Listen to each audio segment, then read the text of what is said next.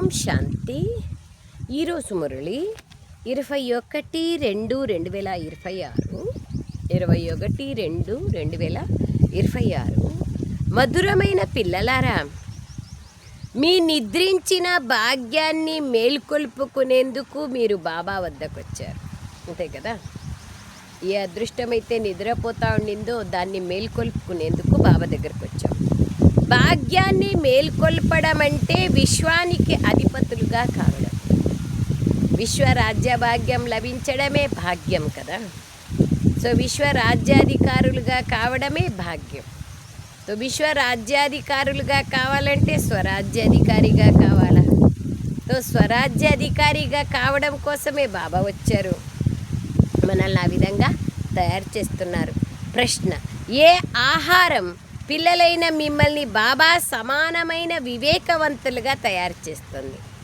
జ్ఞానం అనే ఆహారమే కదా.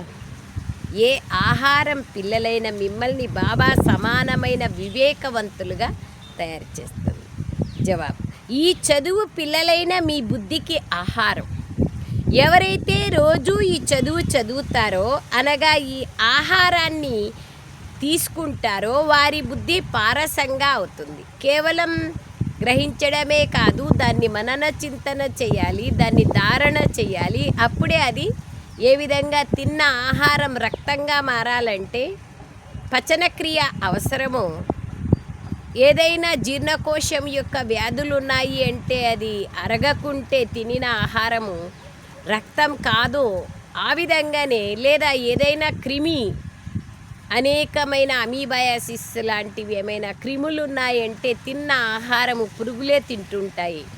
అలాగే ఇక్కడ కూడా తినిన జ్ఞానం అనే భోజనము బుద్ధికి భోజనం.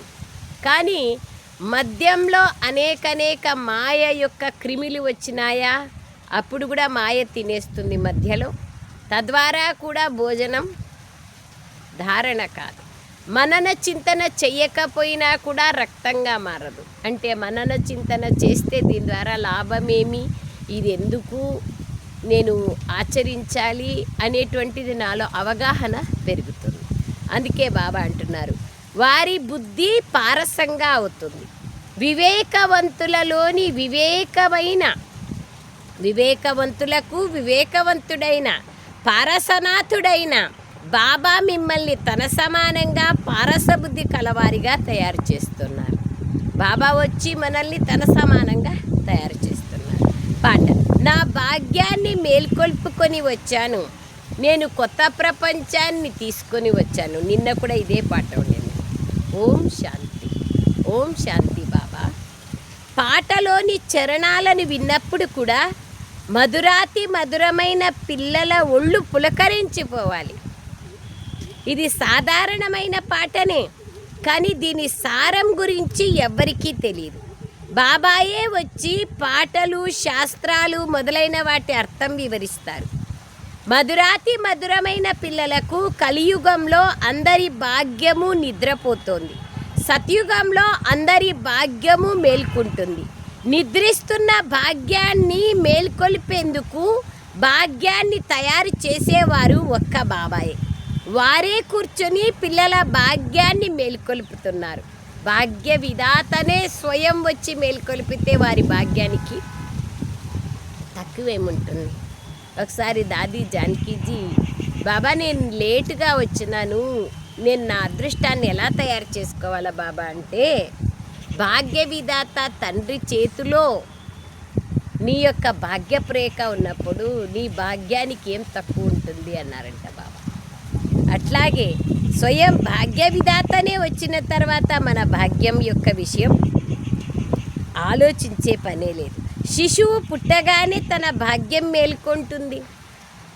మామూలుగా కూడా లౌకికంలో భౌతికంగా కొడుకేమైనా పుట్టి లేదా కూతురు పుట్టి వాళ్ళకి అన్నీ కలిసి వచ్చినాయంటే చాలా అదృష్టం, ఈ పాప పుట్టినాక మాకు చాలా అదృష్టం కలిసి వచ్చింది, ఈ పిల్లోడు పుట్టినాక చాలా అదృష్టం కలిసి వచ్చింది మాకి అని చెప్తారు. అదే బాబా అంటున్నారు ఇక్కడ. బిడ్డ పుట్టడంతోనే తన భాగ్యం మేల్కొంటుంది. కొడుకు పుట్టడంతోనే నేను వారసుణ్ణి అని అతడికి తెలిసిపోతుంది. అదేవిధంగా ఇది బేహద్ విషయం.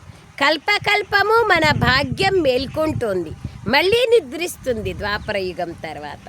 పావనంగా తయారైతే భాగ్యం మేల్కొంటుంది. దీనిని పావన గృహస్థాశ్రమము అంటారు. ఆశ్రమము అన్న పదం పవిత్రమైనది. పవిత్ర గృహస్థ ఆశ్రమము అని అంటారు. దానికి విరుద్ధంగా అపవిత్ర పతిత గృహస్థ ధర్మం ఉంటుంది. దానిని ఆశ్రమం అని అనరు. గృహస్థ ధర్మం అయితే అందరికీ ఉంది. అది జంతువుల్లో కూడా ఉంటుంది. జంతువులకు కూడా పిల్లలు సంసారం ఉంది కదా.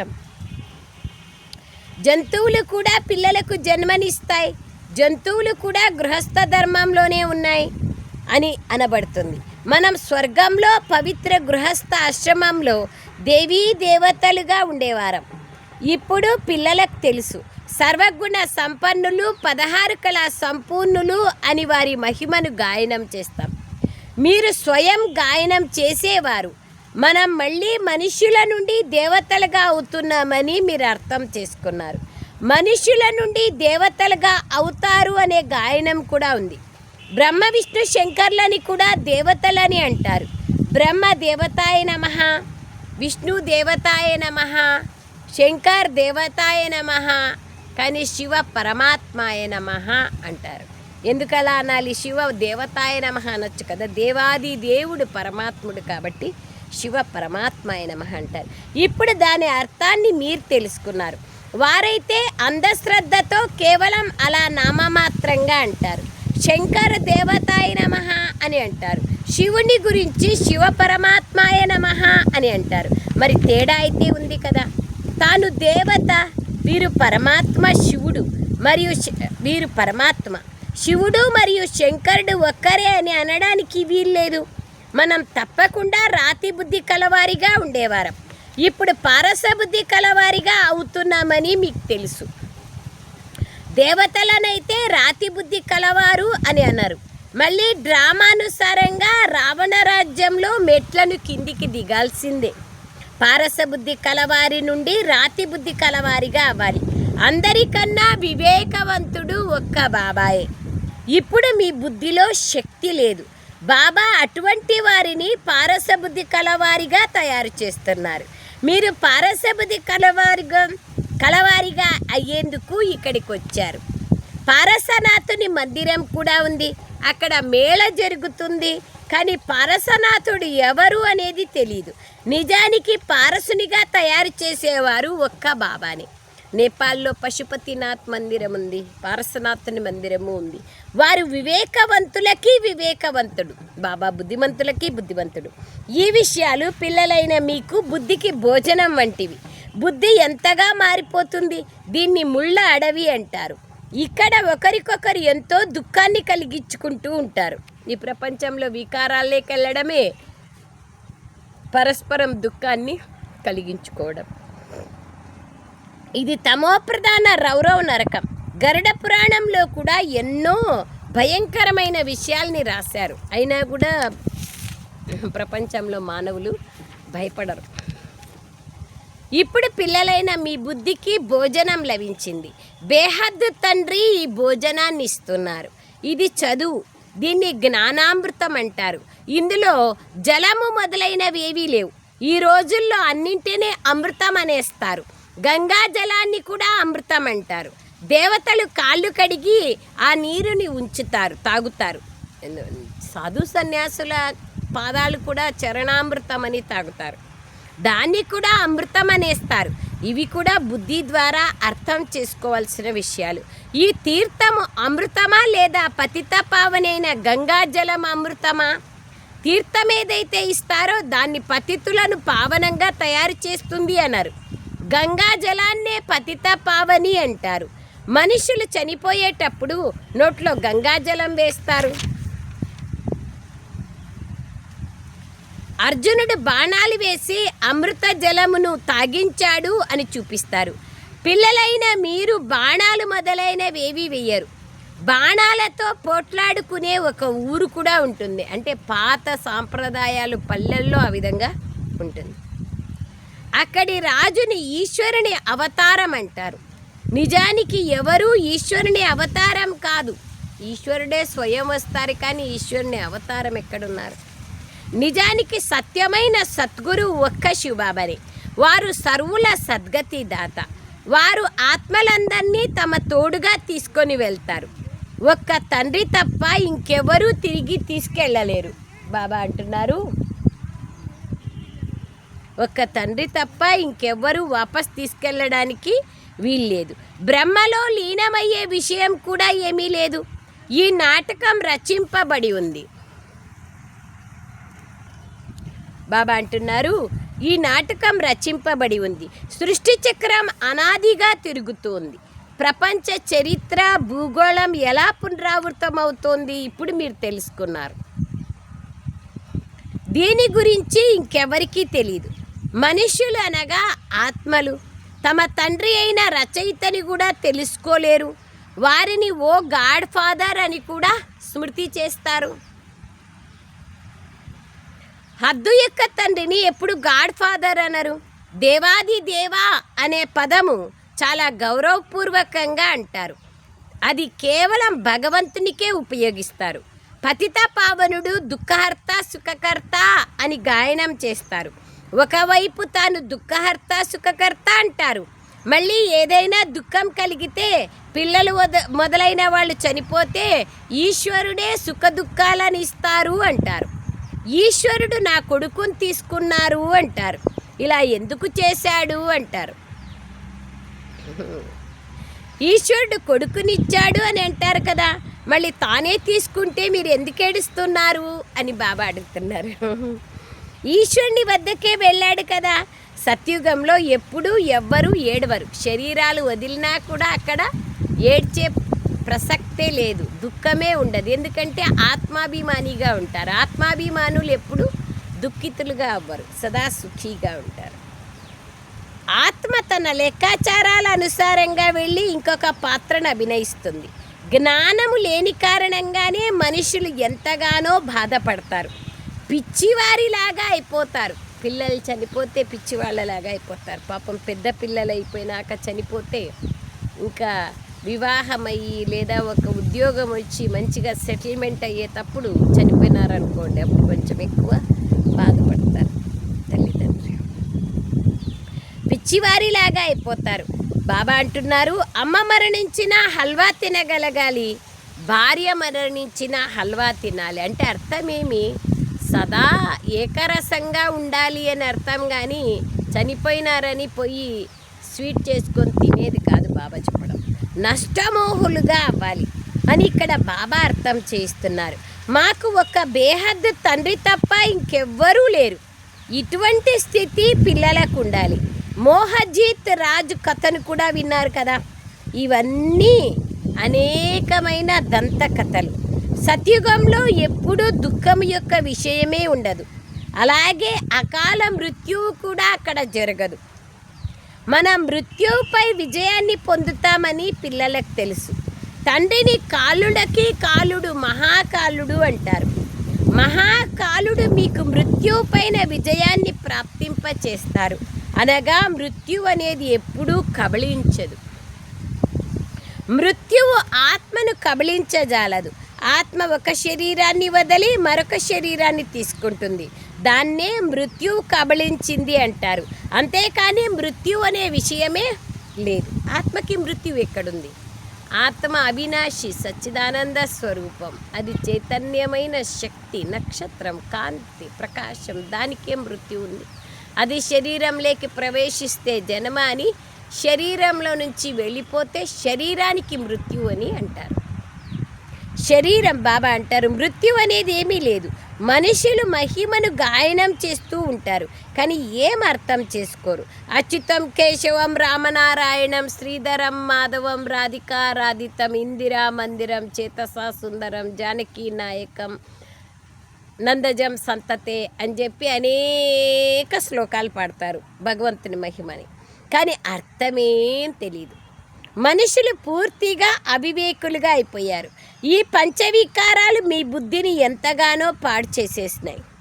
ఎంతోమంది మనుషులు బద్రీనాథ్ మొదలైన స్థానాలకు వెళ్తారు. ఈరోజు 2 లక్షల మంది వెళ్ళారు, 4 లక్షల మంది వెళ్ళారు అంటారు. తీర్థయాత్రలకు పెద్ద పెద్ద ఆఫీసర్లు కూడా వెళ్తారు, చాలామంది వెళ్తారు కదా. మీరైతే వెళ్ళరు. ఈ కాలంలో బీకేస్ కూడా వెళ్తా అన్నారు చూడడానికి. కావున బీకేలు నాస్తికులు అంటారు, అనకూడదనే వెళ్తా అన్నారు. ఎందుకంటే మీరు భక్తి చెయ్యరు. ఎవరైతే భగవంతుణ్ణి తెలుసుకోరో వారే నాస్తికులు. తండ్రి గురించి అయితే ఎవరికీ తెలీదు. కావుననే దీన్ని అనాథ ప్రపంచము అంటారు. పరస్పరం ఎంతగానో పోట్లాడుకుంటూ ఉంటారు. ఈ ప్రపంచమంతా బాబా ఇల్లే కదా, నటనశాల తో బాబా భగవంతుని ఇల్లు. తండ్రి మొత్తం ప్రపంచంలోని పిల్లలను పతితుల నుండి పావనులుగా చేసేందుకు వస్తారు. అర్ధకల్పం తప్పకుండా పావన ప్రపంచం ఉండేది, రామరాజ్యం ఉండేది. రామ ప్రజ, రామ షావుకార్లు అని అంటారు.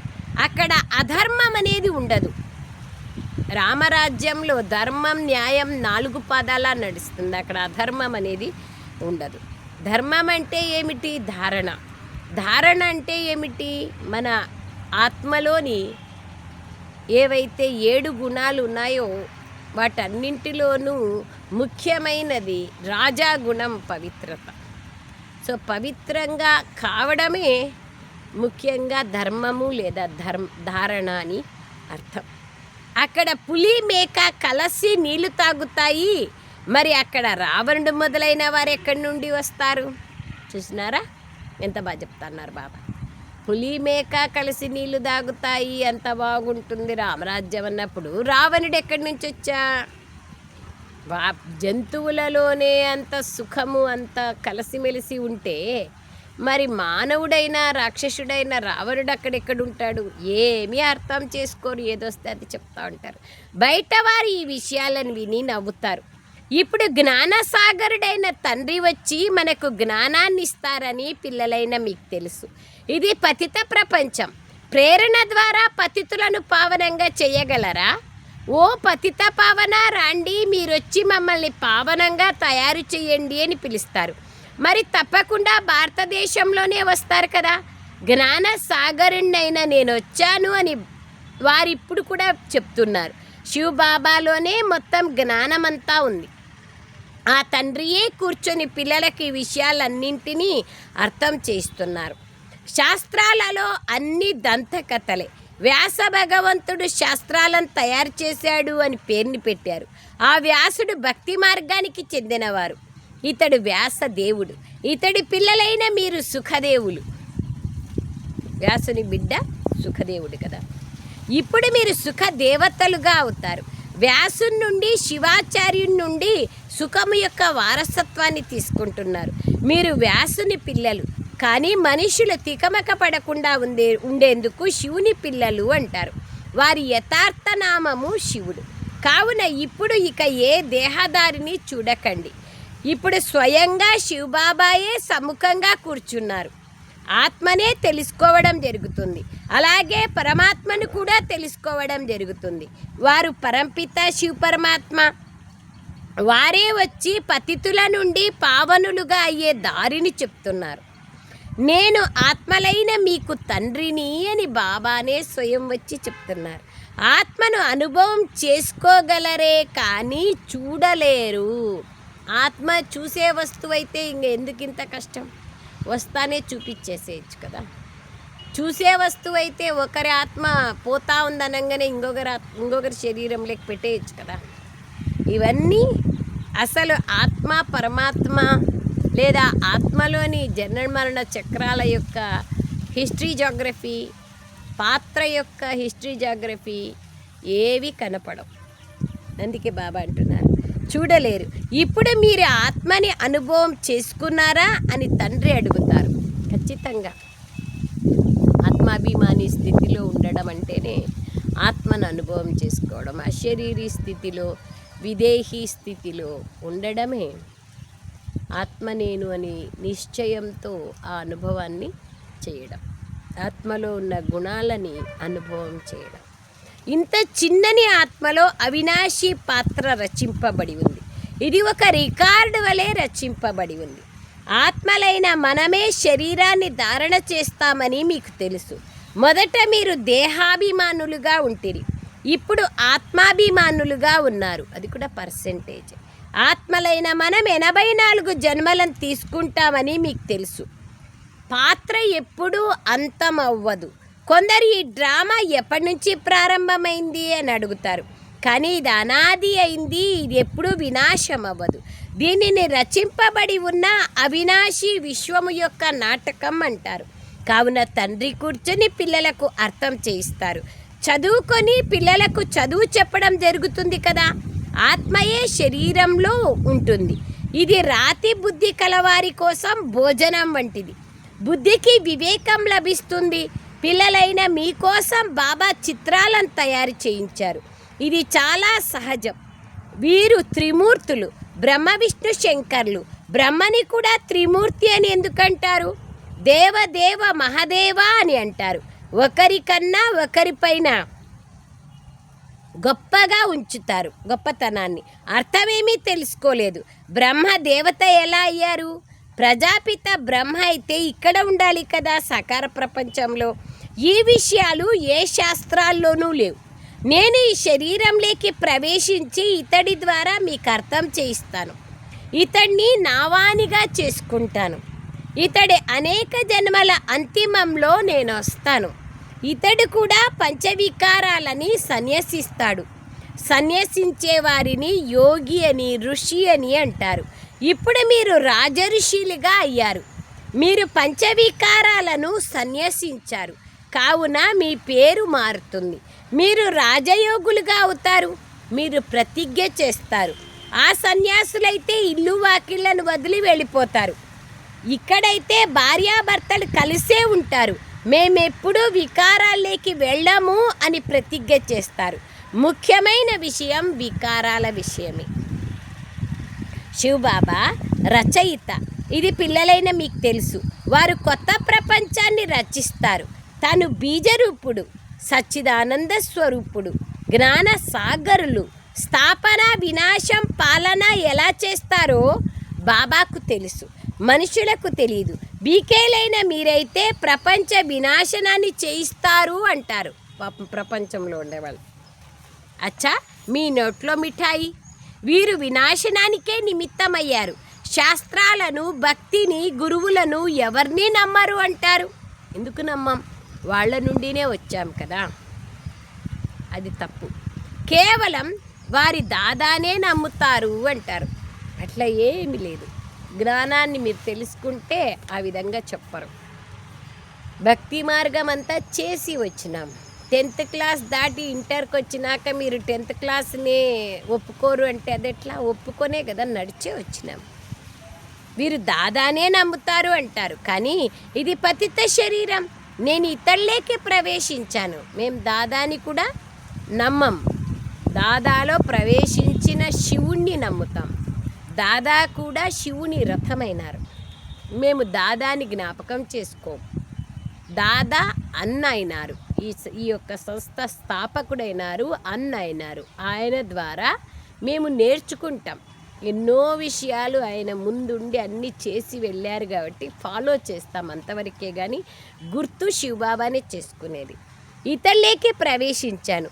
పతిత ప్రపంచంలో పావనులు ఎవరూ ఉండరు. మనుషులు అనేక చెప్పుడు మాటల్ని వింటారు. గాయనమే ఉంది కదా, చెప్పుడు మాటలు వింటే చెడిపోదురా ఒరే వరే అని. అవే మాట్లాడుతూ ఉంటారు. ఎవరేం చెప్తే అది వింటారు. చిల్లరంగడికి పోతే ఏం బా ఓం శాంతి అన్న, ఓం శాంతి అక్క, చిల్లర కోసం బ్రాందీ సారాయి అంగడికి పోతే ఏం బా ఓం శాంతికి పోయి అక్క వాళ్ళు అన్నవాళ్ళు ఇట్లా బ్రాందీ సారాయి అమ్మే షాప్ దగ్గర ఉన్నారు అంటే ఎందుకు పోయినారు, ఏమి ఏదో వస్తే అది చెప్తారు. మేము చూసినాము, రకరకాలుగా చెప్తారు. అలా ఆ విధంగా అనేకంగా ఉంటాయి చెప్పుడు మాటలు. చెప్పుడు మాటలు అంటే రకరకాలుగా లోకులు కాకులు అని అనేక కథలు కూడా ఉన్నాయి.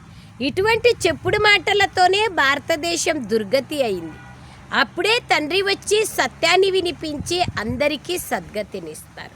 अच्छा मीठे मीठे सिखिलदे बच्चों प्रति माता पिता बाप दादा का याद प्यार और गुड मॉर्निंग. रूहानी बाप की रूहानी बच्चों को नमस्ते. हम रूहानी बच्चों की रूहानी माता पिता बाप दादा को याद प्यार गुड मॉर्निंग और नमस्ते नमस्ते नमस्ते बाबा नमस्ते సారాంశం. Thank you Baba, thank you. సారాంశం: బాబా నుండి సుఖము యొక్క వారసత్వాన్ని తీసుకొని సుఖదేవులుగా కావాలి. వ్యాసుని కొడుకు, వ్యాస మహర్షి కొడుకు సుఖదేవుడు. అందరికీ సుఖాన్ని ఇచ్చేవాళ్ళే సుఖదేవుడు. అందరికీ సుఖాన్ని ఇవ్వాలి. రాజఋషులుగా అయ్యేందుకు వికారాలన్నింటినీ సన్యసించాలి. రాజఋషి, బ్రహ్మర్షి, దేవర్షి ఉంటుంది కదా.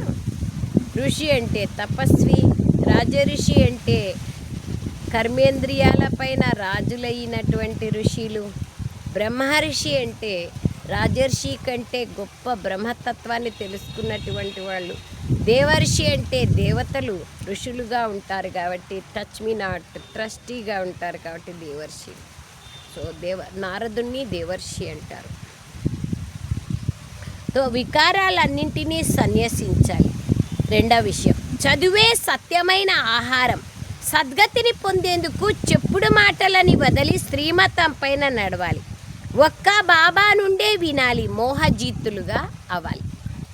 వరదానం: తమ వాస్తవిక సంస్కారాలను ఇమర్జి చేసుకుని సదా హర్షితంగా ఉండే జ్ఞాన స్వరూపులుగా కండి.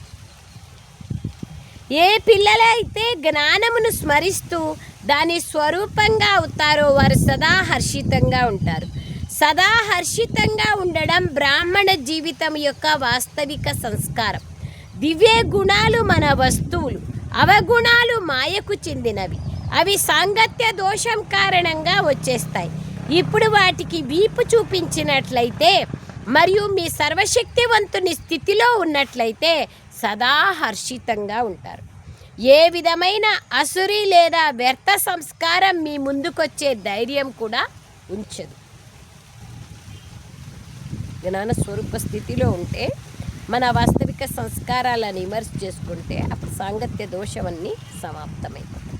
స్లోగన్: సంపూర్ణత యొక్క లక్ష్యాన్ని మీ ముందుంచుకున్నట్లయితే సంకల్పంలో కూడా ఆకర్షణ ఉండదు. ఎటువంటి ఆకర్షణ ఉండదు. సంపూర్ణత యొక్క లక్ష్యం, నేను లక్ష్మీనారాయణగా కావాలా, సంగమ యుగంలో నాది కర్మయోగి జీవితము, నేను ఫరిస్తాగా కావాలా, నేను విదేహిని అని ఎప్పుడైతే తెలుసుకుంటానో అప్పుడు నాకు ఏ దాని వైపు ఆకర్షణ ఉండదు. అవ్యక్త సూచన: ఐకమత్యము మరియు విశ్వాసం యొక్క విశేషత ద్వారా సఫలతా సంపన్నులుగా కండి. నెల నుంచి వింటాన్నాం, కానీ ఎంత మనలో ఐకమత్యం వచ్చింది, ఎంత విశ్వాసం ఉంది అనేది పరిశీలన చేసుకోవాలి.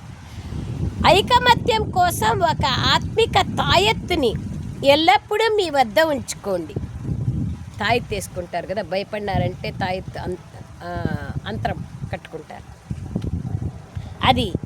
అదేమది గౌరవాన్ని ఇవ్వడమే గౌరవాన్ని తీసుకోవడం. గౌరవానికి చెందిన ఈ రికార్డు సఫలతకు చెందిన అవినాశి రికార్డుగా అయిపోతుంది. నోట్లో ఒకే సఫలతా మంత్రం ఉండాలి. మొదట మీరు ఈ మహామంత్రం మనసులో పక్కాగా ఉండాలి. యథార్థ రూపంలో ముందు నేను అన్నదాన్ని తొలగించి ఇతరులను ముందుకు తీసుకుపోవడమే స్వయంని ముందు ఉంచుకోవడం. ఇతరులను ముందు పెట్టడమే మనం ముందుకెళ్ళడం. ఛాన్స్ దెంగే తో ఛాన్స్లర్ బనేంగి. తో ఈ మహామంత్రాన్ని ముందుకు తీసుకెళ్తూ సఫలతని పొందండి. ఈ మంత్రము మరియు తాయిత్తు ఎల్లప్పుడూ తోడుగా ఉంటే ప్రత్యక్షత నగాడ మారుమ్రోగుతుంది. అంతే కదా. ఐకమత్యంగా ఉంటే, గౌరవం ఇస్తే, గౌరవాన్ని తీసుకుంటే తప్పకుండా బాబా ప్రత్యక్షత జరుగుతుంది. అచ్చా, Om Shanti. Thank you Baba, thank you very much.